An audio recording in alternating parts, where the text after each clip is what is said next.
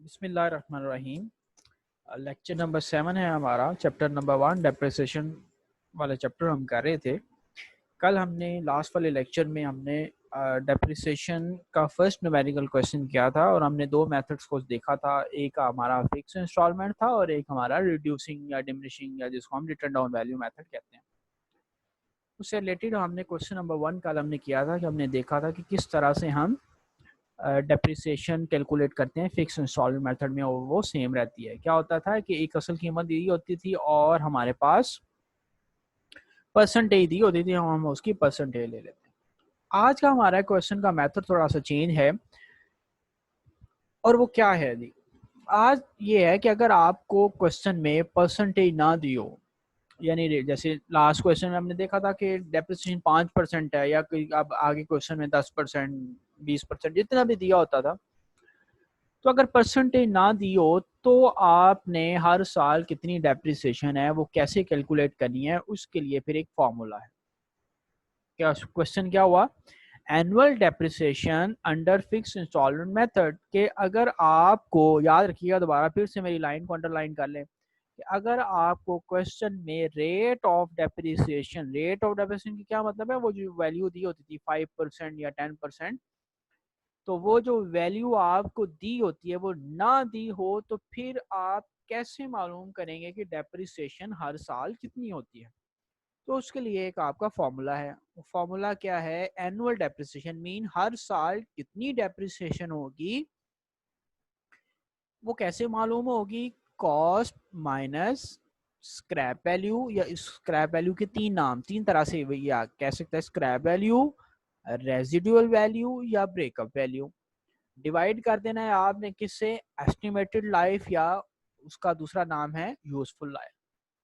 Cost किसको कहते हैं? कॉस्ट मीन उसकी जो असल कीमत। अब इसको हमने बारी बारी देखना है, कॉस्ट वैल्यू क्या होती है, स्क्रैप वैल्यू या रेजिडुअल और ब्रेकअप वैल्यू क्या होती है, और एस्टिमेटेड या यूजफुल लाइफ क्या होती है।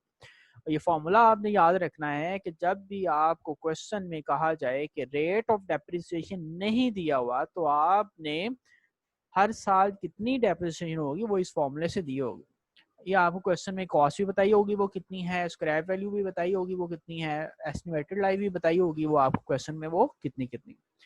अच्छा, पहले इन तीनों चीज़ों को देख लेते हैं कि क्या क्या होती हैं। सबसे पहले तो देखते हैं cost price of an asset. Cost price क्या होती है? यानी कॉस्ट प्राइस का मतलब ये है कीमत, असल कीमत। Cost price of an asset mean, asset की कॉस्ट प्राइस का मतलब ये है all expenses involve in carrying and installing the asset to the site.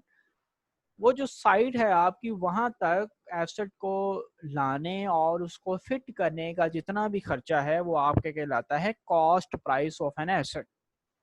यानी आपने लेट्स सपोज एसी खरीदा है मार्केट से, आपने एसी वहां पर दुकान से खरीदा 40,000 रुपए का। आप घर लाने का किराया आपने 2,000 रुपया दिया, और उसके बाद उसको फिटिंग का कराने का 3,000 रुपया दिया। तो इसका मतलब ये नहीं है कि आपके एसेट की कीमत 40,000 रुपया है, बल्कि क्योंकि आपने 2,000 रुपया और 3,000 रुपया उसी एसेट पर लगाया है, तो इसका मतलब है अब उसकी असल कीमत 45,000 हो जाएगी, वो 40,000 नहीं होगी। तो कॉस्ट प्राइस का मतलब है उसमें तमाम वो अखराजात शामिल होंगे जो उसको खरीदने में, उसको लाने में, और उसको उसकी मुकर्रर जगह पर फिट करने में, जितने भी सारे अखराजात हैं वो आपकी उसकी कॉस्ट प्राइस कहलाती है। ठीक हो गया जी? उसके बाद है रेजिडुअल वैल्यू।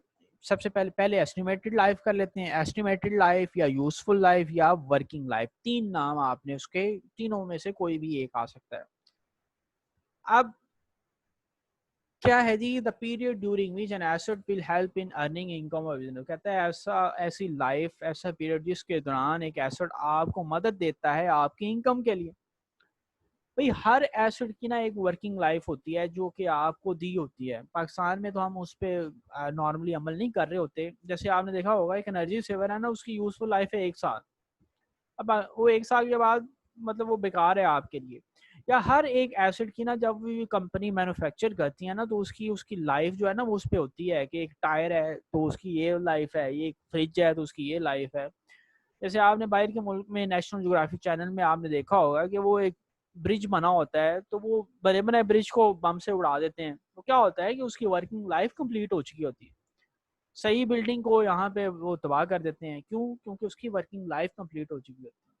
पाकिस्तान में इस तरह की कोई प्रैक्टिस तो नहीं है, लेकिन जहाँ पर बाहर की कंट्रीज में इसको प्रैक्टिस को है। तो जब एक एसेट की लाइफ होती है और उसके एसेट की लाइफ के बाद वो एसेट बेकार हो जाता है, तो वो जो उसकी लाइफ होती है, जो कंपनी बनाते वक्त उस पर लिख देती है, तो उसको हम नाम देते हैं एस्टिमेटेड लाइफ, यूजफुल लाइफ या वर्किंग लाइफ। उसके बाद उस यूजफुल लाइफ के बाद वो एसेट कितने का मार्केट में बिक जाता है स्क्रैप के तौर पर, तो उसको आप नाम देंगे स्क्रैप वैल्यू या रेजिड्यूल। रेजिड्यूल का ना लफ्जी मतलब होता है जो बची जाती है, या ब्रेकअप वैल्यू, ये तीन नाम है। तो वर्किंग लाइफ जितने साल उसका टाइम पीरियड है, उस टाइम पीरियड के बाद वो एसेट जितने का मार्केट में सेल हो जाए, वो उसको हम नाम देते हैं स्क्रैप वैल्यू, रेजिडुअल वैल्यू या ब्रेकअप वैल्यू।